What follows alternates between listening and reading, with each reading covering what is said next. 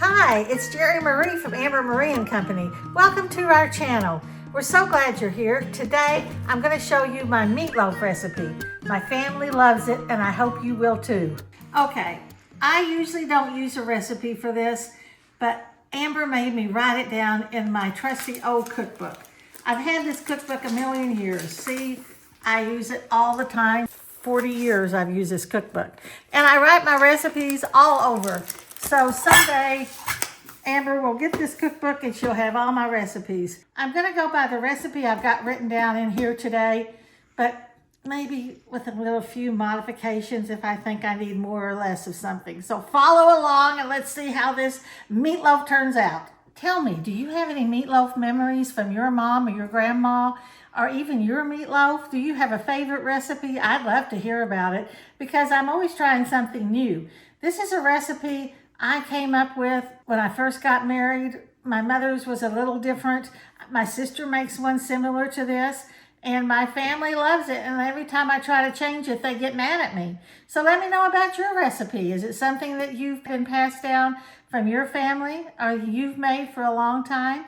I'd love to know. We're going to start with the ingredients. First thing, you have to have 2 pounds of ground beef. I have 85 lean ground beef. I don't like to use the 90 because I think it needs a little fatty juice in it to make it delicious. So we're starting with that. We got to have a green pepper, onion, 2 eggs.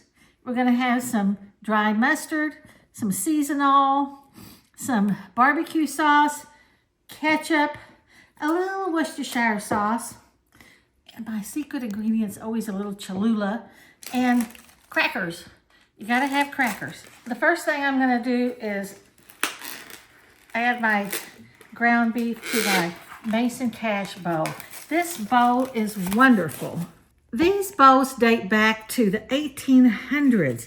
That's how long they've been made. They're an earthenware bowl, so if you're making bread, they're wonderful to let your dough rise in. One of the most well-known master potters was Bossy Mason. He made beautiful pottery. And then Tom Cash purchased the company around 1900, and that's how it got the name Mason Cash. The designs date back to the early 1800s, and they haven't changed much. This particular pattern that I really like is called In the Meadow. Look at those beautiful flowers around it. One of the best features about the Mason Cash bowl is this grip. It's so easy to hold on to when you're mixing. It's all the way around the inside, and then the outside has a little grip also. That's one of the things that makes this Mason Cash bowl so unique. I'm going to break up the hamburger meat a little bit so it's ready to accept all the goodness that's going to come its way. The next thing we're going to do is we're going to chop up our onions and our green pepper. I love green pepper in my meatloaf. To me, it adds another level of flavor. So we're going to chop our green pepper up first. This is an easy way to cut your green pepper. You kind of come all those little bumps and you just come down like that. Well, then you pull it apart and look at that. Yeah, sometimes when you get your produce home from the grocery store, you have some dark spots sometimes. All you have to do is just cut those out, cut around it, because the green pepper is fresh. You can feel the bounce in it. It's not wilted, but the seeds have some little dark in it, so I'm just cutting those out. It won't hurt you one little bit. And I don't like to find any seeds in my meatloaf, so I always try to get all the seeds out. I always have a little extra trash bowl to put my extra stuff in when I'm cooking. I've had this little chopper for a long time, and I just really like it. I just put chunks of green pepper in there, like this, and then my little chopper fits over there, and you just push it down and chop up those green peppers.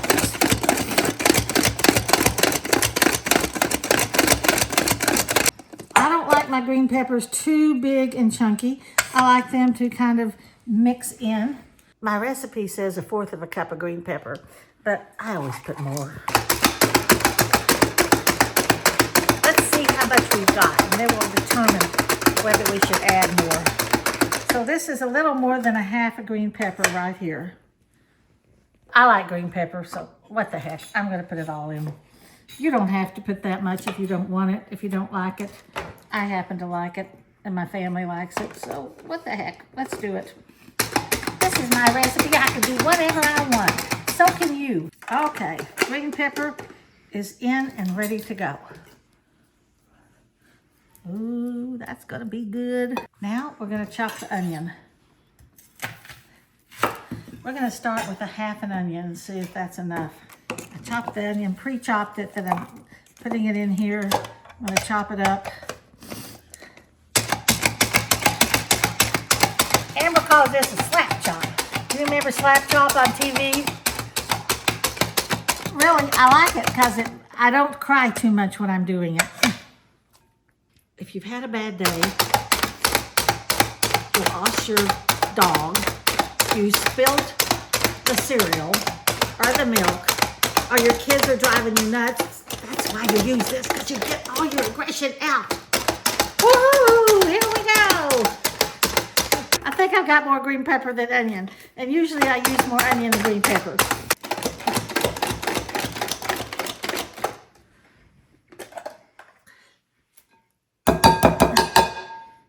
That came out to half an onion. I've used more before and I've used less, so it's up to your taste, what you like. We sell this spoon at the store. I really, really like it. Brace it on, or you could put it in here like this, but it cleans up well, and it's got a nice spoon part, but not too big. It's just perfect, I think. So we mixed up the onion and the green pepper. Another thing that's great about this spoon is it has a little measure. So I need a teaspoon of dry mustard. Voila! I'm using my Fina mill to put a little salt in. And I'm out of peppercorn, so I have to use this pepper. I don't like it as well as ground pepper, but it's okay. It'll do. I'm not entertaining the queen tonight. I love this stuff. This is seasonal. My mother used it. My sister uses it. I use it. I just like it. It's got a paprika in it. It's got garlic. It's got salt. It's just good. So I like a lot of that in there. It wakes up the flavor. So we're gonna mix this up a little bit. I'll add a dash of this great Worcestershire sauce. I always usually in Perkins. I just like it the best. Not a whole lot, just a little bit. I'm gonna put a little Cholula in there, not just a few little drops. It just adds another level of flavor. I use it all the time here at the house. My husband doesn't know, so shh, don't tell him. We're gonna mix all that up real nice. Next, let's add some ketchup, about a half a cup. I like Heinz ketchup. It's just good to me. I just like it. So ketchup. Now you can add more or less ketchup, whatever you like. And this is another secret ingredient. It's Kraft Original Barbecue Sauce. It's got to be Kraft. The other ones, no, Kraft. It's just the flavor of Kraft. It's not sweet at all. And it's got a good smoky flavor. So we're going to put about 1/4 of a cup in there. It doesn't have all that sugar, I don't think, that some of the other ones have. So it's good for savory dishes, I think. It's not so sweet. I mean, I like sweet barbecue sauce, but not my meatloaf.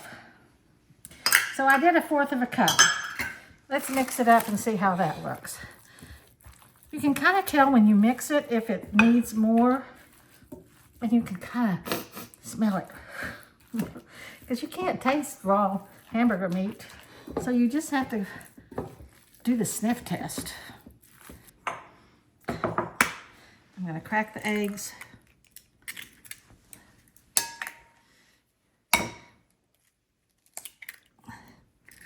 And then I'm going to whisk them up a little bit, kind of break them up. They just incorporate a little easier if you whisk them.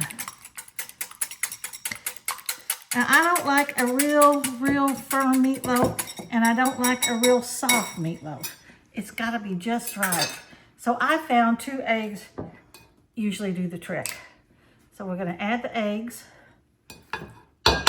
This is another good thing. It's kind of like a spatula and it gets everything out, every little drop of egg out. How about you? In your meatloaf, do you add 2 eggs or 1 egg? I think 2 eggs for 2 pounds of meat is good. Next, we're going to put our crackers in. Do you add breadcrumbs? Do you add crackers? What do you use in yours? I like crackers. These are just regular saltine crackers. They're probably premium saltines. I bought these in a smaller package. I generally use half a sleeve of the tall sleeves of crackers, but I bought these and they're like half a sleeve. So I'm gonna crush these up. I just leave them in the package and I crush them up real good. Get them all crunchy and good. Now they're gonna add some salt to the mixture. I just like the fact that they are not as soft as breadcrumbs. If I use breadcrumbs, I usually take my breadcrumbs and my bread and I tear it up and then I put a little bit of milk to soften it up. So that does make a softer meatloaf. It's just your personal preference, how you like your meatloaf. I've made it all kinds of ways. I've used canned breadcrumbs, I've used homemade breadcrumbs. So we're gonna see if one of these small sleeves is gonna be enough.